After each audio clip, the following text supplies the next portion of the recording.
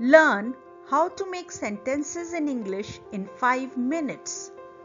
If you are surrounded with questions like how to make sentences in English, here is a quick explanation to get started with simple sentences in English.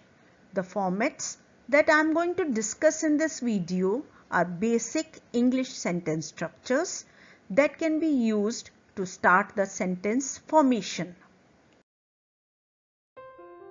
5 minute में अंग्रेजी वाक्य बनाना सीखें। पहले तो ये जान लें कि सेंटेंस शब्दों की एक व्यवस्था है जिसमें संज्ञा, क्रिया, विशेषण और क्रिया विशेषण शामिल हैं। तो अगर आप सवालों से घिरे हैं जैसे अंग्रेजी में वाक्य कैसे बनाएं, तो अंग्रेजी में सरल वाक्यों के साथ आरंभ करने के लिए इस वीडियो में एक इजी स्पष्टीकरण दिया गया है। इस वीडियो में मैं जिन बातों पर चर्चा करने जा रही हूं, वे मूल अंग्रेजी वाक्य बनाने में काम आएंगी और उनका उपयोग वाक्य निर्माण शुरू करने के लिए किया जा सकता है। They are the formats that can be easily applied and used to make sentences in English. What is a sentence? A sentence is a collection of words that convey sense or meaning and is formed according to the logic of grammar. सबसे पहले तो ये जाने कि एक वाक्य sentence चाहे English में हो, हिंदी में हो या किसी भी और भाषा में हो, शब्दों का एक संग्रह है जो अर्थ व्यक्त करता है और व्याकरण के तर्क के अनुसार बनता है। इसलिए अंग्रेजी में भी वाक्य शब्दों का एक संग्रह है जो कुछ अर्थ व्यक्त करता है और अंग्रेजी व्याकरण के तर्क के अनुसार बनता है। Let's learn to construct sentences in English. Here's your quick introduction to the basic English sentence structure. The simplest sentence consists only of a verb. सबसे सरल वाक्य में केवल एक क्रिया verb होता है। Verbs are doing words. They are used for actions. Verb का यूज किसी क्रिया या कार्य को बताने के लिए किया जाता है। For example, walk, go, talk, climb, eat, carry. Verbs are expressed in tenses, past, present or future. The tense of a verb is its setting in time. क्रिया काल में व्यक्त की जाती है, भूत, वर्तमान या भविष्य। क्रिया का काल समय में उसकी सेटिंग है। There are also other more complex tenses not covered here. For that you can watch my videos on tenses and the link for the video is given in the description below. Decide whether you are explaining an event in the past, present or future and then be consistent in the use of that tense until there is a good reason for changing. The incorrect use of tenses is one of the most common mistake of grammar. अन्य tenses के लिए आप मेरे video को देख सकते हैं और वीडियो का लिंक नीचे डिस्क्रिप्शन में दिया गया है। तय करें कि आप पास्ट, प्रेजेंट या फ्यूचर, भविष्य में किसी घटना की व्याख्या कर रहे हैं और फिर उस काल के उपयोग में लगातार एक जैसे रहें जब तक कि बदलने का कोई अच्छा कारण ना हो। काल या टेंस का गलत उपयोग व्याकरण की सबसे आम गलतियों में से एक है।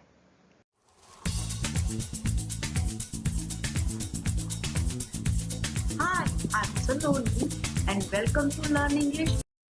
The formats that I'm going to discuss now are basic English sentence structures that can be used to start the sentence formation. अब मैं जिन सेंटेंस बनाने के बारे में बताने जा रही हूँ वे बेसिक इंग्लिश के सेंटेंस हैं जिनका उपयोग वाक्य निर्माण के लिए किया जा सकता है। Number 1, subject verb. सबसे पहला है subject verb. Here a combination of noun and a verb is used to make sentences. यहां संज्ञा और क्रिया को जोड़कर वाक्य बनाया जाता है। सब्जेक्ट वह व्यक्ति या वस्तु है जो कुछ करता है, जो कोई कार्य कर रहा है, जिसके बारे में सेंटेंस में वर्णन किया गया है और क्रिया या वर्ब वह है जो व्यक्ति या वस्तु के कार्य को बताता है। यदि किसी वाक्य में सब्जेक्ट या विषय या कार्य वर्ब नहीं है तो वह वाक्य पूर्ण नहीं है। उदाहरण के लिए went to bed वाक्य में हम नहीं जानते कि कौन बिस्तर पर गया, इसलिए यह वाक्य अधूरा है। The subject is the person or thing that does something or that is described in the sentence. The verb is the action the person or thing does. If a sentence doesn't have a subject or a verb, it is not a complete sentence. Example, in the sentence went to bed, we don't know who went to bed, and so the sentence is incomplete. Next example, Mary walks. In this sentence, Mary is the naming noun or subject of the sentence and walks is the action verb. इस वाक्य में Mary संज्ञा या subject है और वॉक्स इस sentence का क्रिया है। Next sentence, Ravi is running. In this sentence subject and noun is same and is Ravi because he is performing an action. इस वाक्य में विषय और संज्ञा रवि है और वह भागने का कार्य कर रहा है। You can add an adverb to make the sentence Ravi is running quickly. आप वाक्य में क्रिया विशेषण quickly जोड़ सकते हैं और you can add an expression of time to tell when Ravi is running. Example, Ravi is running in the morning. आप यह बताने के लिए कि रवि कब दौड़ रहा है समय जोड़ सकते हैं इस सेंटेंस में, like Ravi is running in the morning or Ravi is running in the evening. Number 2, subject, verb, object. शब्दों को सही क्रम में लगाना सबसे बुनियादी बात है जिसे आपको विकसित करने की आवश्यकता है। हालांकि अंग्रेजी में मुश्किल वाक्य निर्माण नियम है, इसे सरल बनाने के लिए ज्यादातर अंग्रेजी वाक्यों में एक क्रम का पालन होता है, एक ऑर्डर का पालन होता है। Getting words in the right order is one of the most basic skills that you need to develop to make sentences in English. Although English has complex sentence construction rules, to make it simple, most of the English sentences follow the order of subject, verb, object. Example, she is playing a piano. In this sentence, she is the subject, is playing is the verb, and a piano is the object. You can add elements to expand the sentence, such as an adjective. Example, she is playing a small piano. Or you can add an adverb. Example, she is playing the piano beautifully. Most sentences have a subject noun and an object noun. Example, Mani ate ice cream. Mani is the subject noun, a person or thing performing the action of eating. खाने की क्रिया करने वाला व्यक्ति. And ice cream is the object noun, a person or thing towards which the action is directed. एक व्यक्ति या वस्तु जिसके लिए कोई कार्यवाही, जिसके प्रति कोई कार्यवाही की गई हो. Most sentences in English are constructed using one of the 5 patterns that I am going to discuss in this video. अंग्रेजी में अधिकांश वाक्य इन 6 पैटर्न्स में से एक का उपयोग करके बनाए जाते हैं, जिनके बारे में मैं इस वीडियो में बता रही हूं. Number 3, subject, verb, adjective. जैसा कि मैंने आपको पहले बताया है, अधिक जटिल वाक्यों में अन्य तत्व भी होते हैं. More complex sentences also have other elements including adjectives. Example, flowers are beautiful. Flowers subject है, आर वर्ब है और ब्यूटीफुल एडजेक्टिव है। Next example, I am happy. In this example, I is the subject of the sentence, am is the verb, and happy is the adjective. You can expand on the sentence by adding other parts of speech such as flowers are very beautiful, I am very happy today. आप sentence को लंबा कर सकते हैं दूसरे parts add करके, दूसरे elements add करके, जैसे कि flowers are very beautiful, I am very happy today. Next example, the sky is huge. In this sentence, the sky is the subject, is verb and huge adjective.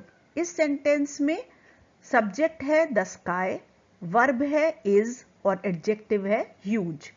There are many rules of grammar and many exceptions to these rules. But to learn the basics of sentence formation, almost all sentences follow similar structure that I am discussing in this video.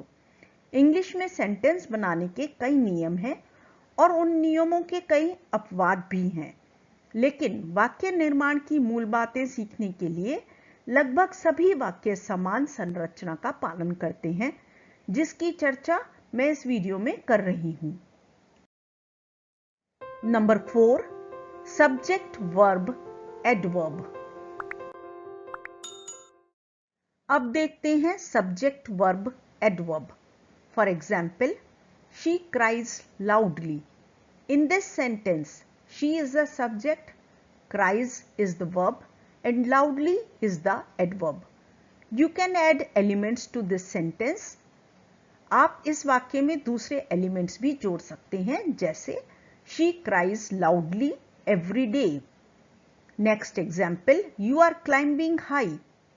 इस वाक्य में you subject है, are climbing verb और high adverb है। Next example, you are talking slowly.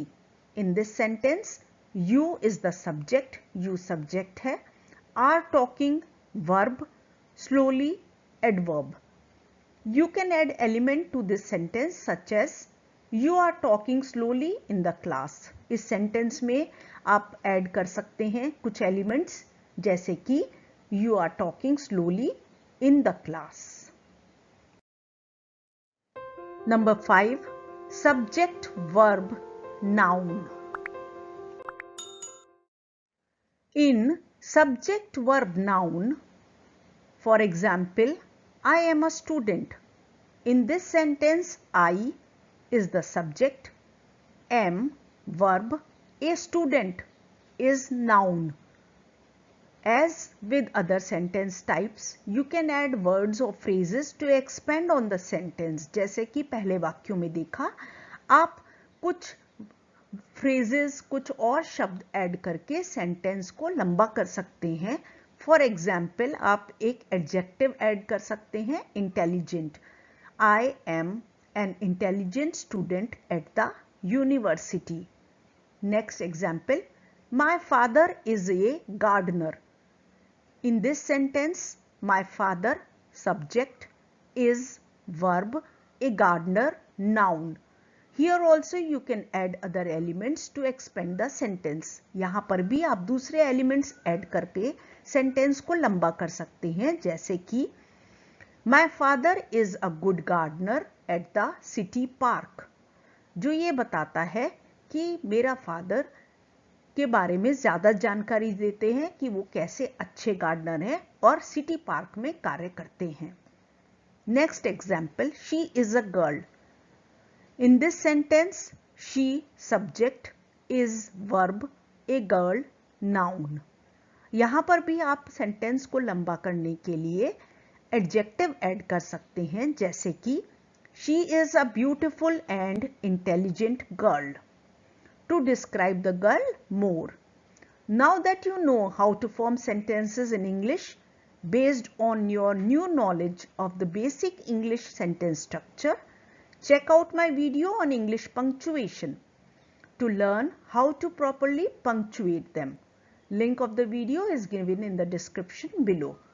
अब जब आप अंग्रेजी में वाक्य बनाना जान गए हैं, आप अंग्रेजी विराम चिन्ह इंग्लिश पंक्चुएशन पर मेरी वीडियो देखें कि इंग्लिश में पंक्चुएशन विराम चिन्ह का ठीक से कैसे प्रयोग किया जाए।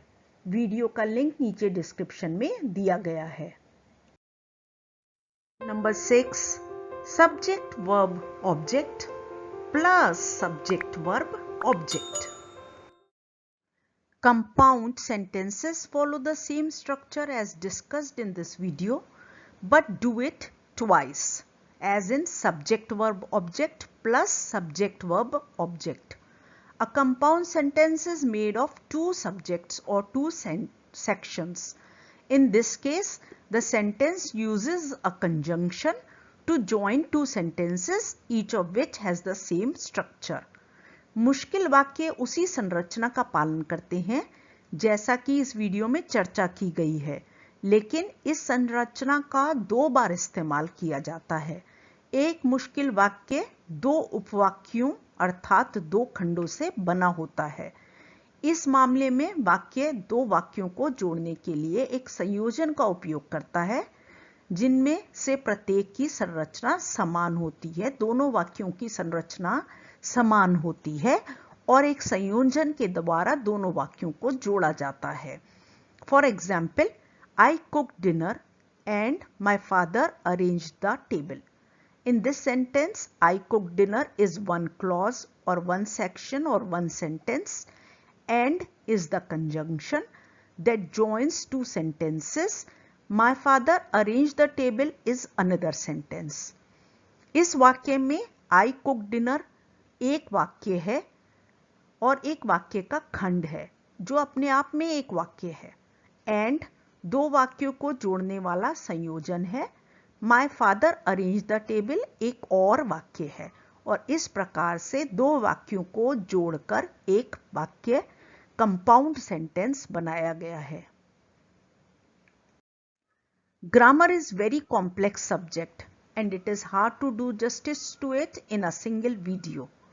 Work on the construction of more complex word structures gradually to form composite sentences, compound sentences. English व्याकरण एक बहुत ही जटिल विषय है और इसे एक वीडियो में न्याय करना कठिन है, पर आप इस वीडियो से सीखकर जटिल वाक्य बनाने के लिए धीरे धीरे अधिक मुश्किल शब्द संरचना के निर्माण पर काम करें। Thanks for watching the video. Do not forget to like and share the video and subscribe the channel for more such videos. Video को लाइक और शेयर जरूर करें और चैनल को सब्सक्राइब करना ना भूलें।